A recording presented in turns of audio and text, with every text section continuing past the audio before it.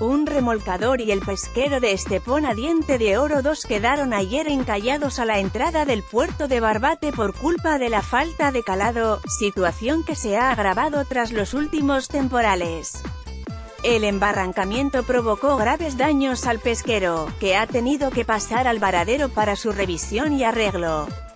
Es el tercer caso que se produce en esta zona en solo unos días, tras lo ocurrido en días pasados a la Benamahoma, que estuvo a punto de volcar a su regreso del caladero de Marruecos.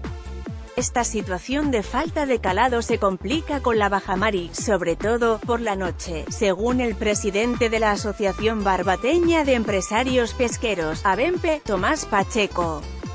Este asunto ya se puso sobre la mesa en la última reunión de la Mesa por la Pesca, donde, entre otros temas, tomó protagonista el dragado de la bocana del puerto. Esta situación se produce cada vez que hay fuertes temporales en la zona, como destacó ayer el patrón mayor de la Cofradía de Pescadores, Alfonso Reyes. A la citada reunión fueron invitados los representantes de las embarcaciones deportivas, quienes al igual que los pescadores pidieron un mayor control y vigilancia en el recinto portuario, donde aseguran que se siguen produciendo robos y daños en los enseres de pesca, lo que supone un perjuicio económico por un lado, y la imposibilidad de salir a faenar por otro, según expuso Reyes.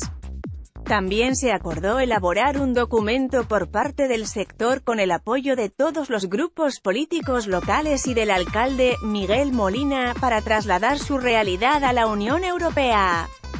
Entre los temas expuestos en esa misiva se encuentra la permisibilidad con la que la administración, según los pescadores, actúa en determinados puertos, mientras que en otros como Barbate es excesivo el control al que se somete a esta flota. Esta situación ha llevado a la desaparición de 3 embarcaciones en el último año, según lamentó Reyes. Representantes de la Cofradía de Pescadores de Barbate se mostraron dispuestos a convocar una manifestación para llevar sus reivindicaciones a la calle.